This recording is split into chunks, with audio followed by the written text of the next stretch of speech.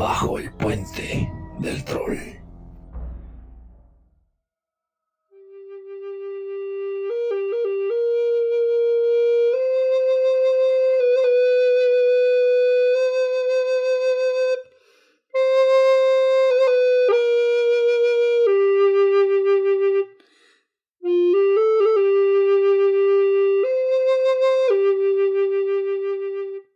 Episodio 7 de esta temporada de Samurai y Shinobi, titulado Honor, Bushido y Seppuku.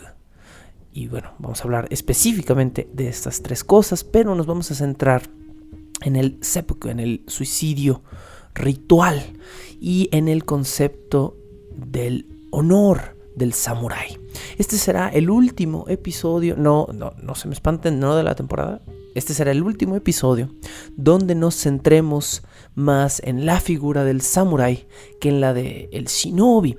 Los episodios que nos restan hablaremos de las técnicas, fórmulas mágicas, artefactos y artilugios secretos de los misteriosos ninja o los shinobi. Pero este será como el último episodio enfocado un poco más en la mítica del samurái y específicamente en su sentido del honor.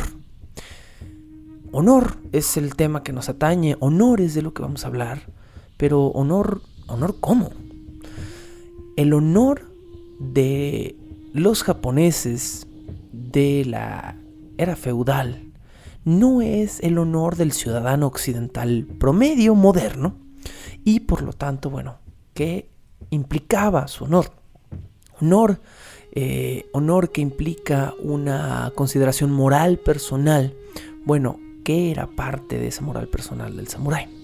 El samurái tenía 4 objetivos, 4 mandatos, 4 obligaciones personales que intentaba cubrir, que intentaba satisfacer y que regían su moral. Su primera preocupación dentro de su código moral era servir ante todo a un señor feudal. Trabajaban para vivir, vivían para trabajar y aún lo hacen. El aspecto que hasta la modernidad me parece más ajeno y menos respetable de la cultura japonesa es esta idea de que solo mediante el trabajo el hombre existe y pues se matan, ¿no? Se matan a veces literalmente trabajando. Desde estos tiempos, servir a un señor era fundamental. Punto número 2, ganar cada vez más dinero. Esto era parte de su moral. Creían que era algo positivo, creían que exaltaba a las personas. Ganar cada vez más dinero, subir en una posición monetaria. En tercera instancia, tratar de considerar y respetar a sus pares. Hay aquí también una cuestión jerárquica y hay una cuestión de castas que era parte de su moral. Y su cuarto objetivo era subir de estatus y de jerarquía a toda su familia frente al feudo, frente a su señor feudal, su daimyo. Esta era el jugo, el hueso, la carnita, la médula dentro de la moral samurái. La moral samurái, me encanta, la moral samurái. Y esto hacía que las cosas honorables y las cosas deshonrosas que los samuráis se permitían fueran muy ajenas a lo que hoy en día nosotros occidentales modernos podríamos considerar como honorables. ¿Qué actos eran deshonrosos para un samurái? Esto alguna vez a lo mejor alguien medio lo recuerda porque lo tuiteé cuando estaba comenzando la investigación. Fue uno de los primeros puntos que encontré y me parecieron muy chistosos. Así que bueno, si les suena algo es probablemente una reminiscencia del tuit que puse hace unos meses. Pero, ¿qué actos eran deshonrosos para un samurái? 1. Reclamar o mostrar frente a un señor feudal una cabeza de una víctima ajena. Esto se consideraba una de las cosas más deshonrosas que un samurái podía llevar a cabo. Número 2, robar una cabeza recolectada por otro samurái. Es decir, una cosa era al samurái fulanito vecino se le perdió rodando una cabeza y tú la tomabas y la presentabas como tuya. Esa era una cuestión deshonrosa, pero más deshonrosísimo era todavía robar de su caballo o de un anillo o de incluso de algún lugar donde lo hubiera escondido, o quitarle una marca. Hablamos de cómo marcar las recompensas. Quitarle una marca de un samurái a una cabeza y presentarla como tuya se consideraba una gran deshonra. Con estos dos primeros puntos vemos cómo su sentido de la honra, del honor, eran muy disímiles a los nuestros. Nosotros no consideremos incluso honroso a lo mejor estar presentando cabezas ajenas, pero para ellos, bueno, era el robar estas cabezas lo que consideraban deshonrosos. Otra cosa que consideraban enteramente deshonrosa era matar a un aliado o mentir sobre que un aliado había sido asesinado en batalla y aprovechar la confusión de la batalla para asesinar a un aliado. Interesantes estos puntos. Punto número 4, robar. Robar, convertirse en un ladrón, era uno de los puntos más bajos para la moral del samurái. Mentir era otro, sobre todo porque estaban en una especie de sistema de honor. Toda esta cuestión de yo juro por ti, tú me respetas a mí, tú juras frente a mí. Están en un sistema de honor y de honestidad, y mentir entonces era uno de estos puntos deshonrosísimos. El punto número 6 me parece uno de los más lógicos y de los más fáciles de seguir, y era considerado deshonroso enviar a un samurái joven, un samurái poco experimentado, a una misión o a un acto del cual el otro samurái que lo enviaba sabía que resultaría su muerte. Esto me parece un verdadero punto moral, ¿no? O sea, sería totalmente amoral mandar una misión suicida a un aliado joven a sabiendas de que lo van a matar. Entonces me parece uno de los puntos más interesantes. Y luego añade la investigación en este punto y dice que sobre todo es deshonroso dejar que maten a un aliado más joven cuando piensas utilizar su cuerpo para protegerte de proyectiles. Cosa que me encanta que hagan esta aclaración, ¿no? O sea, está mal que mandes a un carnal tuyo a matarse, pero está mucho más mal cuando metes a tu carnal en una bronca para que se mate solo y luego utilizar su cadáver para tú salir vivo de una situación. Muy cómica esta aclaración que hace el punto 6. Punto 7 de deshonras del samurái: matar mujeres, cortarles el labio superior y la nariz y hacer pasar sus cabezas por cabezas de hombre. Bueno, de nuevo esta obsesión con la recolección y muestra de cabezas. Punto número 8, deshonra total para un samurái: morir bajo lo que ellos llamaban una muerte de perro. ¿Qué era una muerte de perro? Una muerte de perro era morir como un animal, morir de una manera tonta, sin razón, en un accidente. Particularmente llamaban muerte de perro a morir en un accidente o a medias de un desastre natural. Entonces, si eras un gran guerrero y a medias de un terremoto te caía una viga en la cabeza y te morías, moriste como perro, moriste sin honor. Ibas cruzando la calle, no te fijabas, te atropellaba una calesa, un carrito y un buey a lo mejor te pasaba por encima. Un buey literalmente, no como los bueyes que nos atropellan aquí hoy en día, sino un buey. Y eso se consideraba una muerte de perro. Ayudar a un hombre que estuviera siendo perseguido por un aliado a esconderse de este aliado era también considerada una terrible deshonra. Básicamente era refugiar al enemigo. Convertirse en un bandido, en un ladrón o en un asesino a sueldo era considerado muy bajo. Y guardo lo mejor para el final porque también esto me da muchísima risa. Punto número 11, último punto que vamos a tocar de la deshonra samurái. Era una horrible deshonra para un samurái terminar trabajando en el teatro o en alguna otra forma de entretenimiento artístico. Me encanta este punto. Me parece fascinante. Pero bueno, entendamos el porqué. O sea, bueno, es muy gracioso, es muy risible. Primero muerto en la guerra que terminara en el teatro, chin. Bueno, va. Y estoy pensando en amigos artistas, amigos actores ahorita y digo, ay, pobrecitos, ¿no? Pero no, entendamos por qué en los primeros episodios hablamos de un complejo sistema de castas donde entraban en distintas categorías, distintos empleos, y bueno, hablamos de que estaban los artesanos, que estaban mucho más elevados de lo que los tenemos hoy en día en un sistema de castas, aunque se supone que no estamos en un sistema de castas. Estaban los comerciantes, estaban los granjeros, bla, bla. Y mencionamos en ese episodio, cuando hablamos del sistema de castas, que a la par de la prostitución se consideraba el trabajo artístico callejero. Ser bailarín en la calle, hacer circo, hacer teatro en la calle, cualquier cosa que fuera, no estar empleado dentro de un sistema. El simple hecho de tener que trabajar en la calle te ponía en uno de los niveles más abajo del sistema de castas. Estaba, lo repito, a la par de la prostitución, trabajar en la calle. Que bueno, es también trabajo en la calle. Entonces, por eso se consideraba terriblemente deshonroso para un samurái terminar trabajando en el teatro o en alguna otra forma de entretenimiento artístico, porque pues se consideraba básicamente un trabajo de calle. Bueno, estos son los puntos, los 11 puntos de deshonra máxima para un samurái. Veamos rápidamente, antes de ir a una pequeña pausa musical, qué actos por el contrario eran considerados honorables entre los samuráis.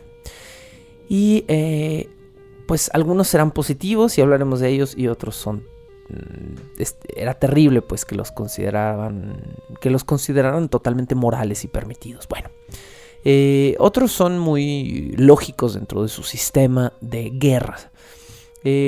Punto número 1, era totalmente honorable poner trampas para tus enemigos o llevarlos con engaño hacia esas trampas y emboscarlos de alguna manera. Era perfectamente honorable emboscar a tus enemigos en grupo. Esto también se consideraba honroso. Juntar a un grupo de ashigaru, juntar a un grupo de samurái y atacar a un enemigo incluso desarmado. Ahorita vamos a ver el punto número 3. Era considerado honroso. Punto número 3. Matar a distancia y o desde una posición ventajosa o de sigilo. Esto se consideraba parte de las artes shinobi. El sigilo era una estrategia de combate, no era una cobardía. No tenías que llegar como un tonto a tocarle el hombro a tu enemigo, que a lo mejor sabías que tenía más fuerza o más experiencia en combate a mano a mano que tú, a sabiendas de que ibas a perder un combate. Podías buscar una posición ventajosa para asegurar una muerte o para asegurar una venganza, y se consideraba honroso. Punto número 4, también hay que pensar en los shinobi, en las artes shinobi. Infiltrarse era considerado un honor, es decir, mentir para adentrarte en otro sistema de otro señor feudal, llegar a su confianza y quizá quedar en una posición donde tuvieras un blanco fácil o donde pudieras evitar una guerra o un gran combate, asesinando o filtrando información, era considerado muy honroso. De hecho, los samurái que se infiltraban a altos rangos de la corte enemiga eran muy bien recompensados cuando regresaban entre su gente. Esto se consideraba un gran servicio y un gran honor.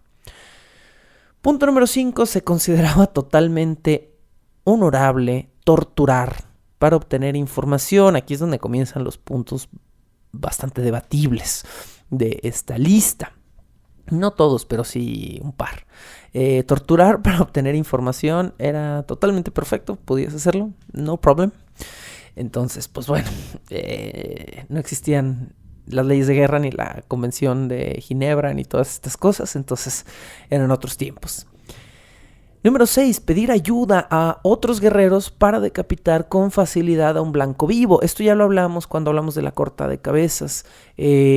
Una persona que no quería ser decapitada, que son casi todas las personas en este planeta, por lo general se resiste a ser decapitada, y entonces era perfectamente normal pedirle a un soldado que maniatara o pedirle a un grupo de soldados que se pararan sobre los brazos y las piernas de un samurái para decapitarlo con mayor precisión mientras estaba vivo. Recordemos también en este punto que aunque menciona que es mientras esté vivo, la mayoría de los samuráis preferían dar un golpe de gracia antes de decapitar. Entonces, por lo general perforaban el muslo, perforaban el cuello o perforaban la base del cuello de la columna y daban un golpe de gracia para que se dejara de mover la persona, para que tampoco fuera un sufrimiento innecesario, y eventualmente hacían la decapitación, que era trabajosa, ya lo hablamos, que requería de aserrar la tráquea y bueno, y la columna, y esto no era una tarea fácil que se pudiera lograr con un solo corte. Punto número 7, prestar ayuda a otro samurái si éste juraba que su blanco había deshonrado a su familia de alguna forma. Esto era considerado honorable, es decir, si otro samurái en un momento de batalla o en un momento de venganza te decía, esta persona, fulanito de tal, le hizo daño a mi nombre y a mi familia, yo lo juro, tú en ese momento tenías que, por honor, prestarle ayuda a este samurái aliado para que cometiera su venganza. Por esto también pues era común en buscar enemigos en grupo, porque se consideraba honorable ayudar a los amigos. Punto número 8, del cual vamos a hablar muchísimo a partir del siguiente bloque.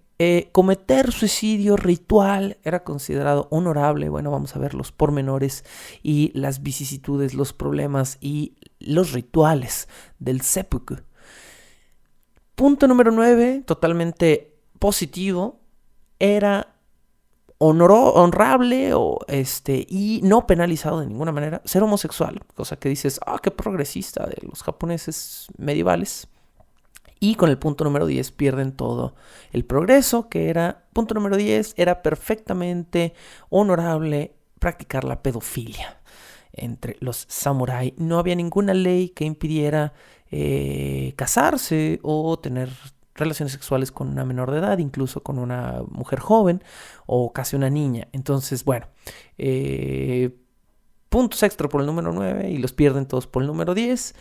Y estos son 10 puntos que se consideraban puntos de honor en el código samurái.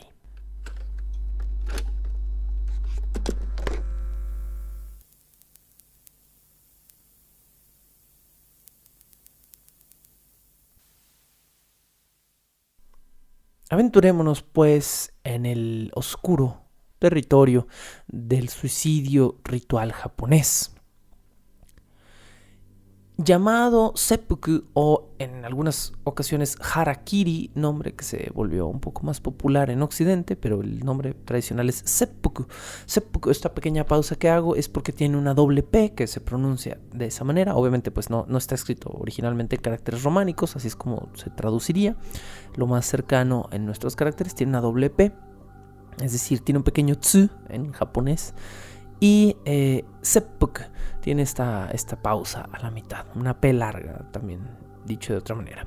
Entonces, todas las formas de seppuku giran en torno a la misma mecánica, que es abrir el vientre de lado a lado, exponiendo lo más pronto posible en el proceso las entrañas del condenado y demostrando con este acto de total autoviolencia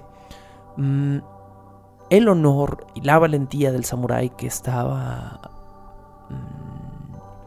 a medias de realizar este acto, o que podemos decir estaba condenado a realizar este acto, pero que al hacerlo de cierta manera demostraba que estaba en control de su propia muerte. Ese era el objetivo del seppuku.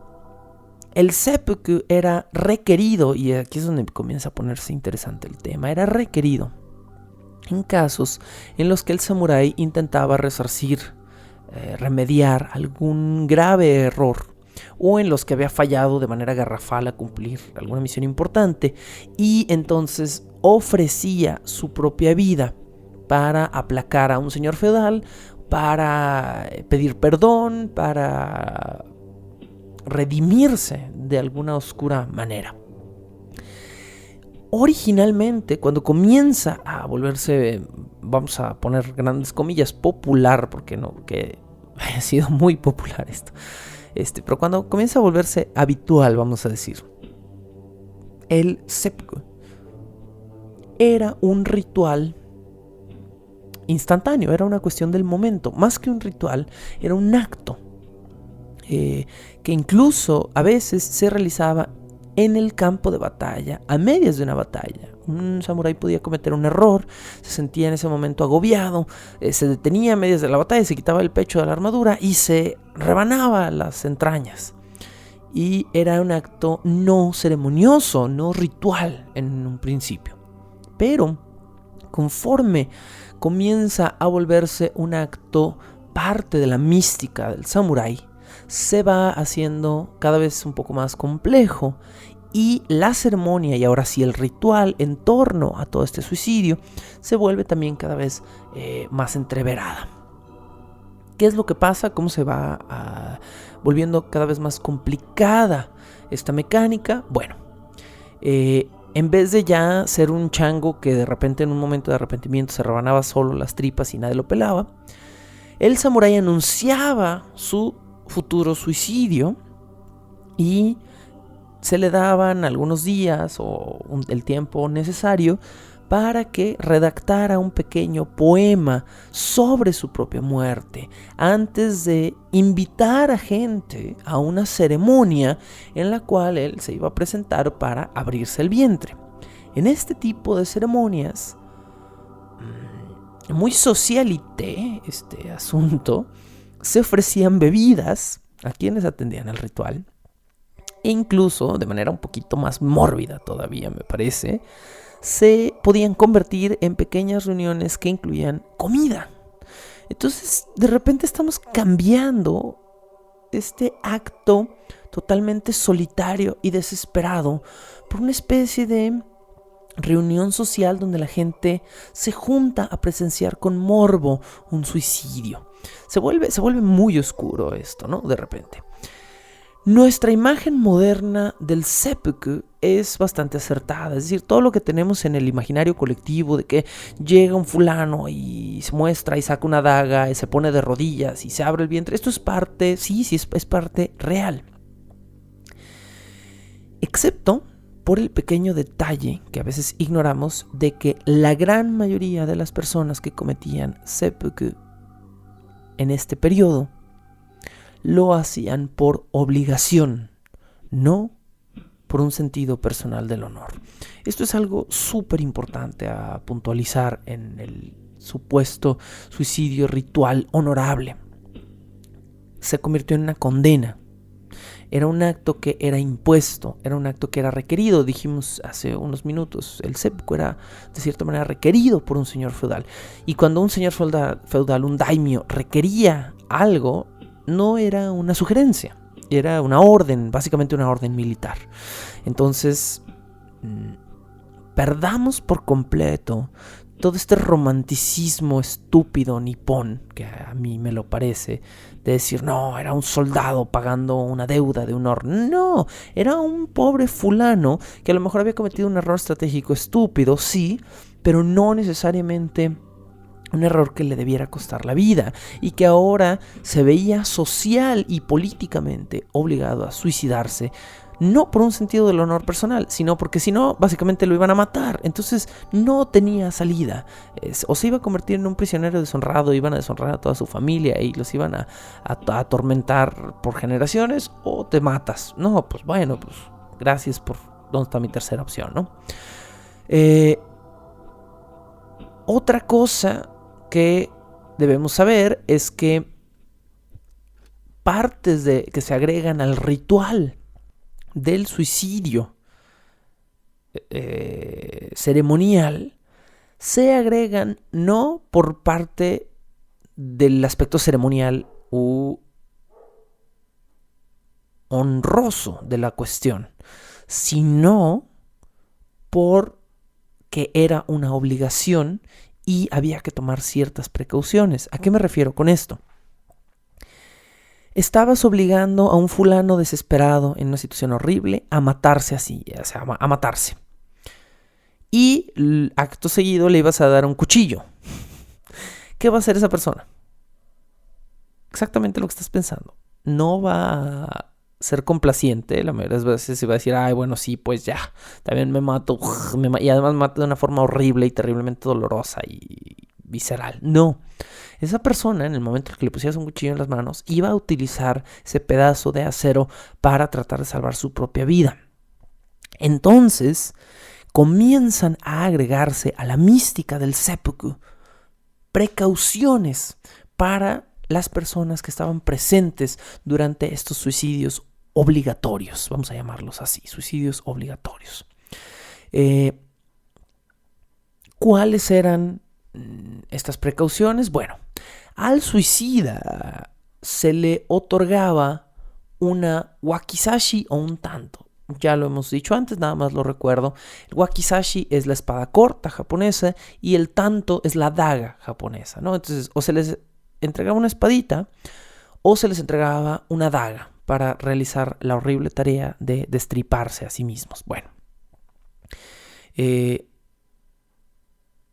Pero una de las primeras precauciones que comenzó a tomarse para que este condenado a muerte no realizara un acto de violencia contra la gente que lo estaba obligando a suicidarse, es que se le entregaba la wakizashi o el tanto sin guarda y sin mango.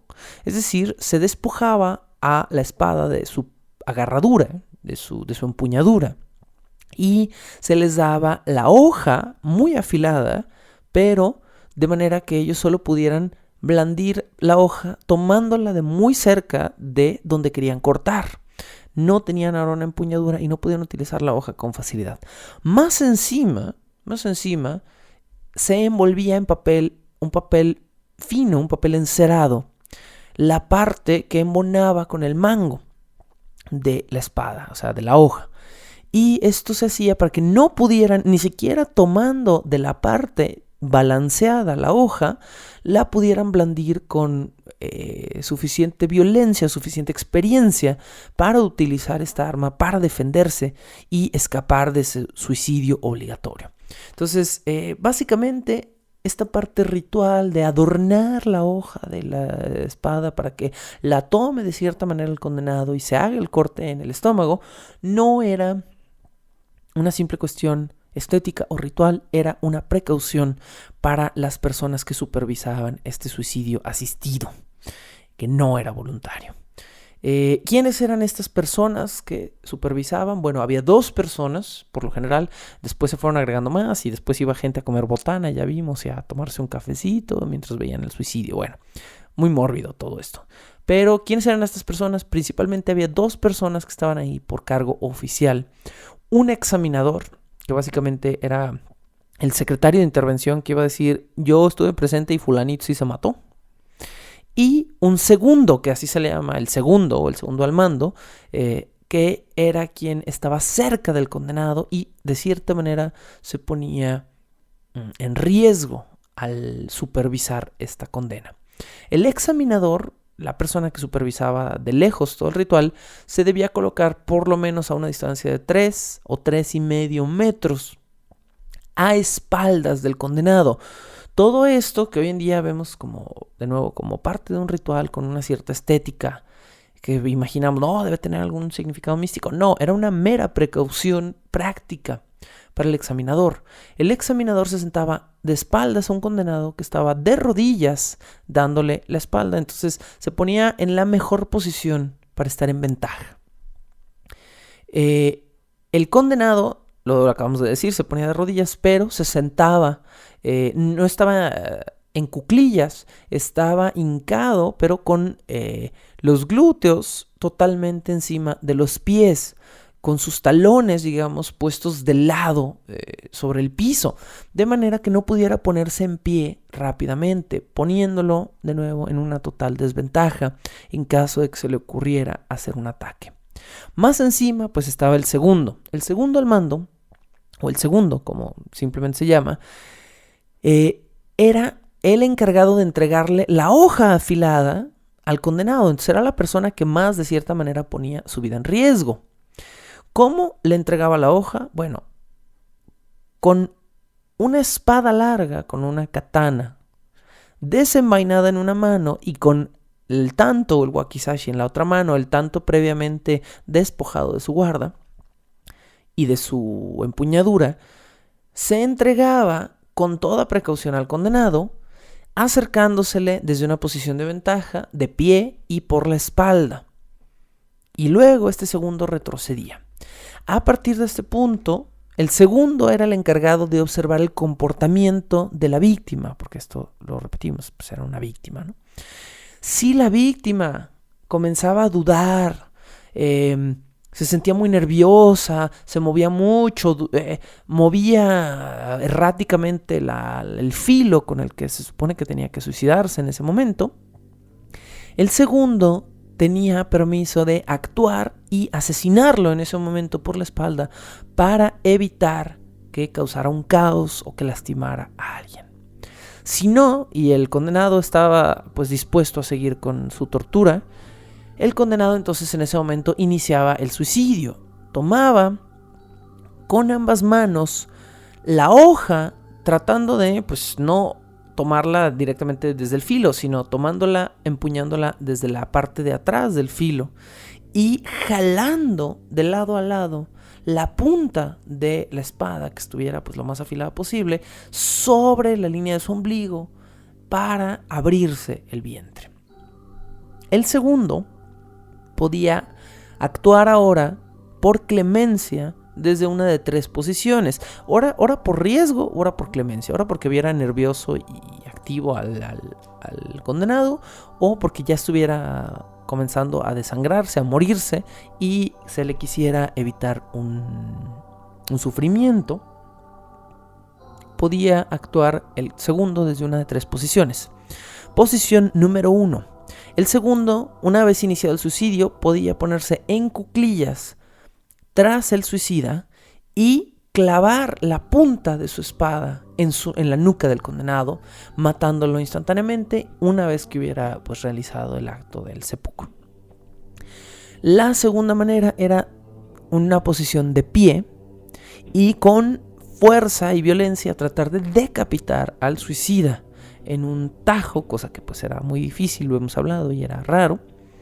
O una tercera posición era ponerse hincado o en cuclillas detrás de... No en cuclillas, cuando digo en cuclillas me refiero más bien en una media cuclilla, es decir, con un pie en el piso y en la otra pierna apoyando la rodilla en el piso para tener un poco de palanca, de apuntale, y perforar con la punta de su katana el corazón a través de las costillas, desde la espalda del condenado. Estas eran las 3 posibles muertes que podía tener el condenado, que ya había sido de cierta manera obligado a realizar un acto violento contra su propia persona, otorgándole esta idea, esta imagen de poder de que él había decidido su propia muerte. Bueno, en todo caso, fuera a morir antes o después de haberse rebanado las tripas, el condenado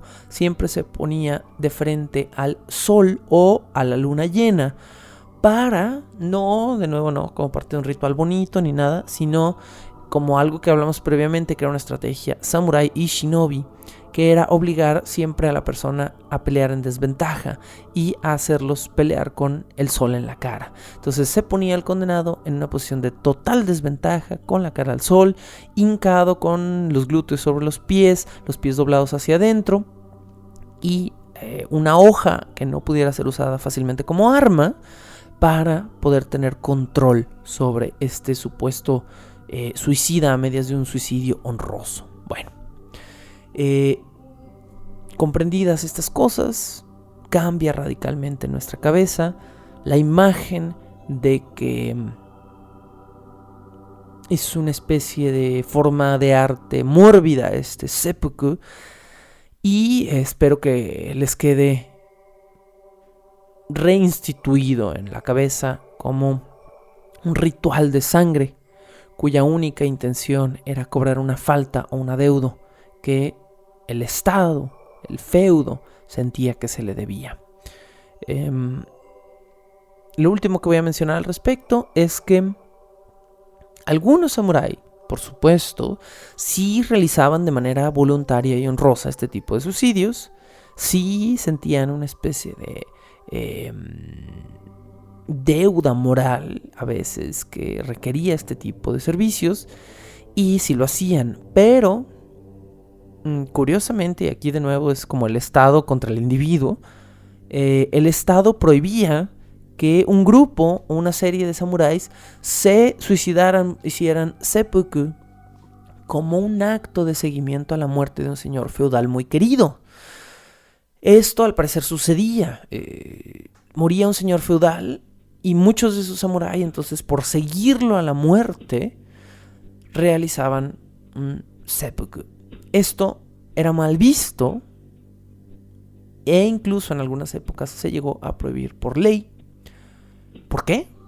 Pues porque entraba un nuevo señor feudal, muere el rey, larga vida al rey, y un acto de esta naturaleza adelgazaba las filas de los mejores soldados que este nuevo señor feudal podía tener. Así que, descubriendo un poquito la parte fea y negativa, como hemos hecho mucho a lo largo de esta temporada, de todos estos pormenores en tiempos de guerra.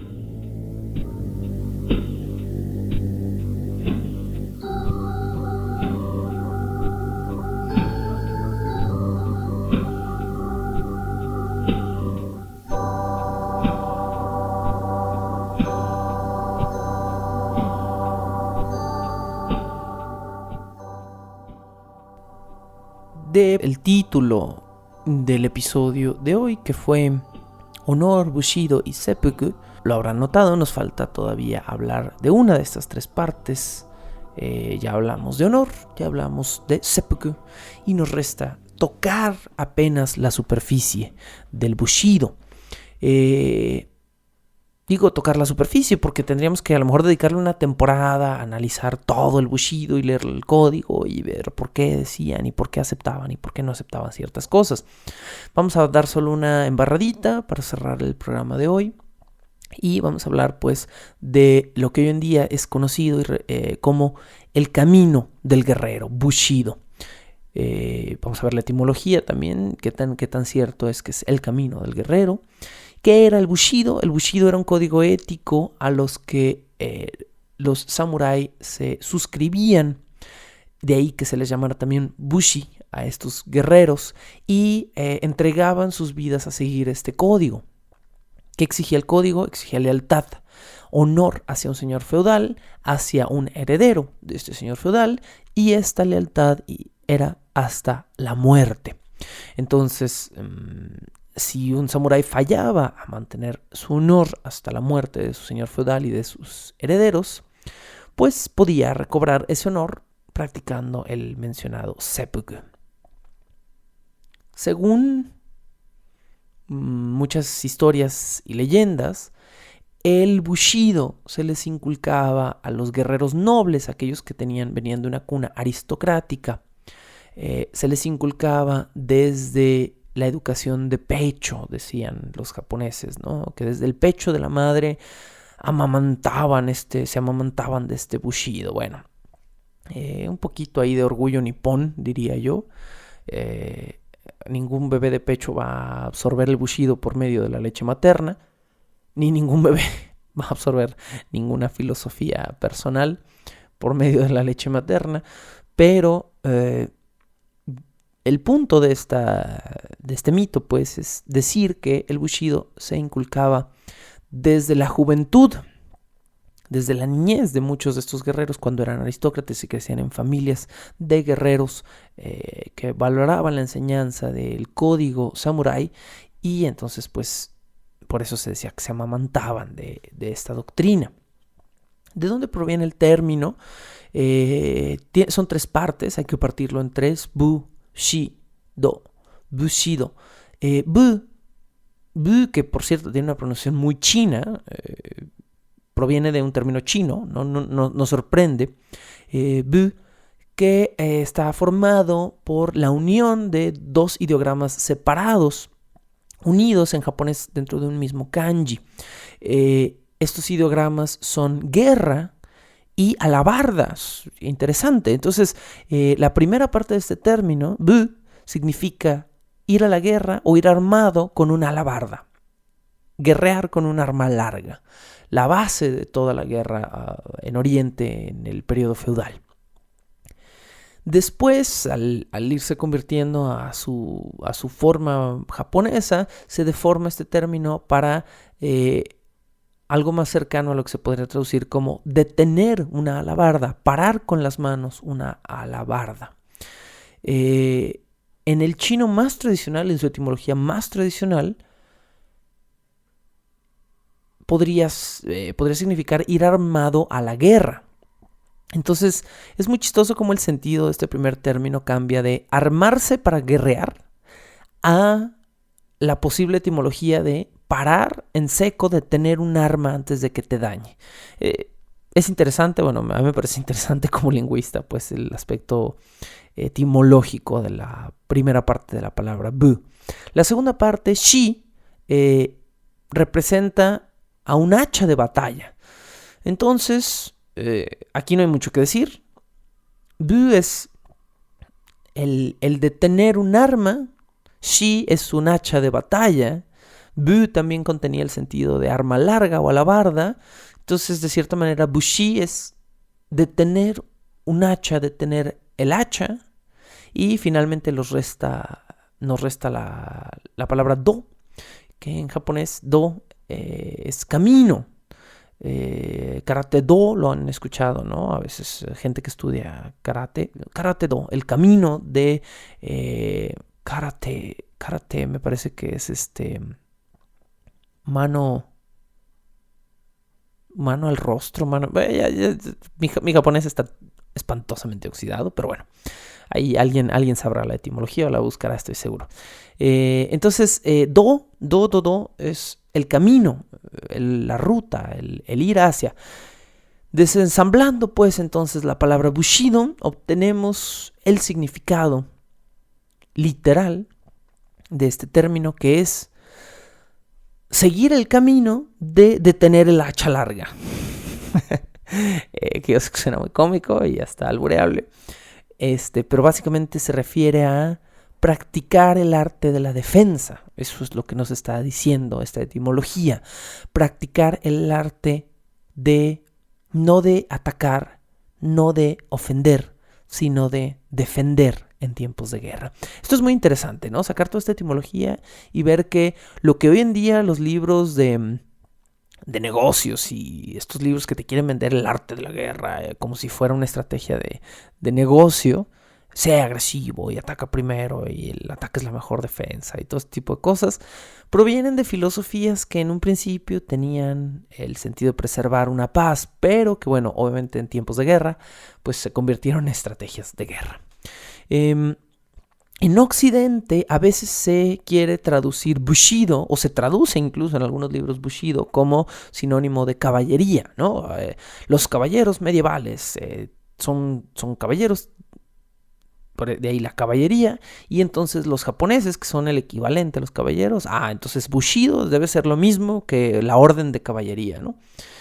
Algún día, si quieren, podemos revisar la obra fascinante, interesante y chistosa también, la obra de Ramón Lull, conocido por muchos como Raimundo Lulio, quien fue uno de los autores medievales que se dieron a la tarea de escribir la orden de caballería, es decir, el código de caballería medieval europeo, que debía contener, que debía ser.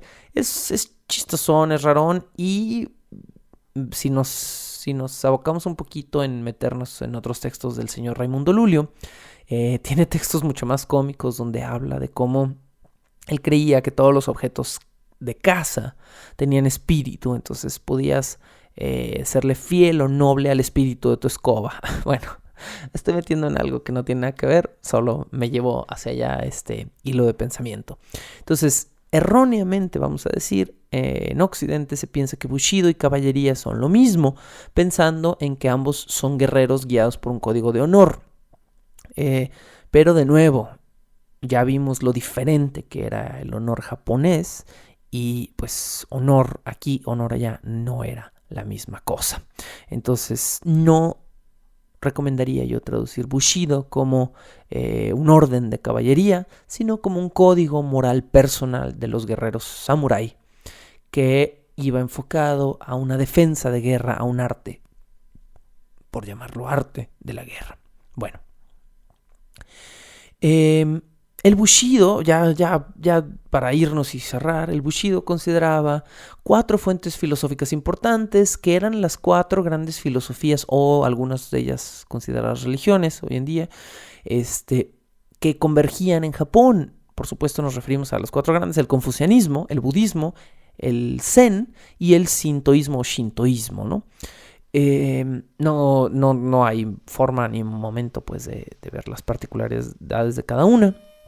El budismo quizás sea el más conocido para la mayoría de ustedes, aunque el neobudismo es lo que más conocemos hoy en día, pero todas estas tienen pues sus peculiaridades. Por supuesto, el confucianismo me parece que es desde el Chigoku, desde el país central, desde China, y el shintoísmo, que era de donde tomaban muchos de sus rituales mágicos de samurái y de shinobi. El shintoísmo también es una filosofía, podríamos llamarla espiritista, no sé cómo decirlo, donde se creía que todas las cosas, objetos, animales, bosques, tenían su propio espíritu. Es un poquito animista también, y se pensaba que estar en una armonía, en una comunicación constante con estos espíritus de las cosas y de los animales y de los lugares, te daba una especie también de armonía de vida. Bueno, de estas doctrinas, el Bushido extraía las 7 famosas virtudes, que solo mencionaremos superficialmente también el día de hoy. Estas 7 virtudes del Bushido son Gi, Ju, Jin, Rei, Makoto, Meiji, Chugi, y ya creo que ya son las 7. Ya las dije las 7. Sí. Que son, traduzco ahora: Gi, justicia; Ju, coraje; Jin, compasión; Rei, respeto; Makoto, honestidad; Meiyo, honor; y Chugi, lealtad. Estas son las, en mi japonés mocho pues, pero estas son las 7 grandes virtudes del Bushido. Y es muy interesante que la gente quiera traducir Bushido como código de honor, cuando honor es solo un séptimo, literalmente un séptimo de todo lo que englobaba este concepto de Bushido: ser justo, tener coraje en la lucha, ser compasivo con quienes no se merecieran una violencia, incluso con enemigos que no merecieran sufrir, respetar a los pares, también hay dentro de un sistema de casta, por supuesto, tiene su parte mala; ser honesto. El aspecto de honestidad hace mucho hincapié a ser honesto específicamente con los altos mandos y el señor feudal; mantener el honor japonés que ya vimos; y ser leales a la familia, pero ante todo al señor feudal. Estos eran básicamente las 7 verdades, las 7 grandes cosas que englobaba el Bushido, y que bueno, pues si algún día así lo desean, podemos dedicarle más tiempo a profundizar en el Bushido, en el libro de los 5 anillos. Ustedes saben que este espacio es precisamente para expandir, para profundizar, y que si algo tengo al hacer esto de manera personal, pues es libertad y tiempo. Con esto cerramos el episodio de hoy. Espero que haya sido de su agrado, por supuesto, como todo lo que trato de producir en este canal. Continuamos yo me atrevo a decir que van a ser 2 programas más, aunque luego de repente a veces me acelero con la información y a veces en 2 páginas de información saco 1 hora de programa. Pero yo me atrevo a decir que por lo menos 2 episodios más durará esta temporada, y que ya 2, máximo 3 estaremos cerrando. Será la más larga que hemos hecho hasta el momento. 7 era el máximo de episodios que creo que habíamos escuchado juntos en este Patreon, y este sería el 7º, así que pues obviamente vamos a ir produciendo la temporada más larga. Esto a razón de que algunas personas que están afiliadas a este Patreon, pues se tomaron la molestia de contestarme cuando les pregunté si tenían interés en ahondar hasta el final, digamos, hasta lo más que pudiéramos agotar este tema, y la mayoría de ustedes dijo que sí. Por supuesto que cuando digo agotar el tema es raspar la superficie, ¿no? Porque esto que estamos revisando es un libro y algún par de artículos y nada más, ¿no? De un muy buen autor que lo he ido mencionando, que es Anthony Cummings. No es Cummings, es Cummings. Bueno, me parece que es ligeramente distinta la escritura del apellido. Y Cummings tiene una... el fulano es uno de los mejores antropólogos samurái, shinobi, vamos a decirlo así. Y por supuesto es un fulano que vive en Japón, que habla japonés, que lo traduce perfectamente, bla, bla, bla. Y le descubrí un par de joyitas fabulosas en Amazon. Tiene libros exquisitos el hombre. Y pues siempre podemos seguir ahondando en futurísimas temporadas para no cansarnos del mismo tema. Principalmente tiene un libro grueso, amarillo, atractivo, pasta dura, bonito, que son traducciones de los manuales ninja. Y bueno, por supuesto es uno de sus trabajos más vendidos, también es uno de sus libros más caros. Muy recomendado, luego les paso el título al costo. En este momento que estoy haciendo la grabación no lo tengo a la mano, pero interesante pues todo lo que se le podría sacar más a este tema. Muchísimas gracias por acompañarme en esta pequeña hora de transmisión, donde espero que pues cada día más la calidad de estas transmisiones vaya subiendo, mi trabajo vaya siendo cada vez más limpio en este tipo de ediciones y emisiones, donde ya lo saben, estoy abierto a críticas, comentarios y por supuesto a solicitudes de temas, cosas así. Ya varios de ustedes me han dicho, no, que hagamos algo con anime. Sí, claro, me encantaría. Tengo con manga también me encantaría hacer algo. Manga ha sido uno de los temas más pedidos. Le voy a dar un descansito a las temporadas de Japón. A lo mejor por lo menos por una temporada, pues unos mesecitos que ya no hablemos de Japón. Pero me gustaría regresar con la temporada de manga que siempre he querido hacer.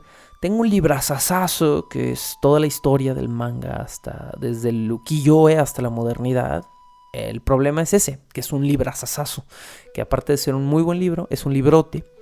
Y que me requeriría pues una profunda investigación, por no decir pues ponerme muchas horas a leer sobre un solo tema, que obviamente no engloba todos los temas que estaré haciendo en otras áreas de mi trabajo.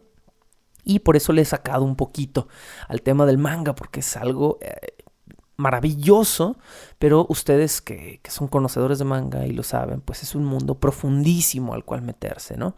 Entonces, pues bueno, sigan escuchando, por supuesto, sigan participando, sigo recibiendo sus comentarios, digan algo, háganme saber que sigan ahí. Digo, yo obviamente los veo, tengo control de quién está y quién no está activo en las cuentas de Patreon, pero me gusta saber de ustedes. Háganse saber, háganse notar, comenten, digan, estén presentes, porque pues finalmente ustedes son los formadores de contenido en este canal.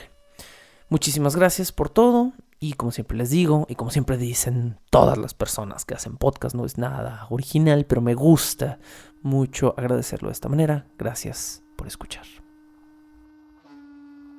La locución, la producción y la música original de este programa son creadas por Sergio Vicencio. Ve a patreon.com/Sergio Vicencio y apoya este podcast para obtener horas de contenido adicional. Búscame como @recuadroblanco en Twitter e Instagram o como Sergio Vicencio en YouTube para darme tu opinión sobre este podcast.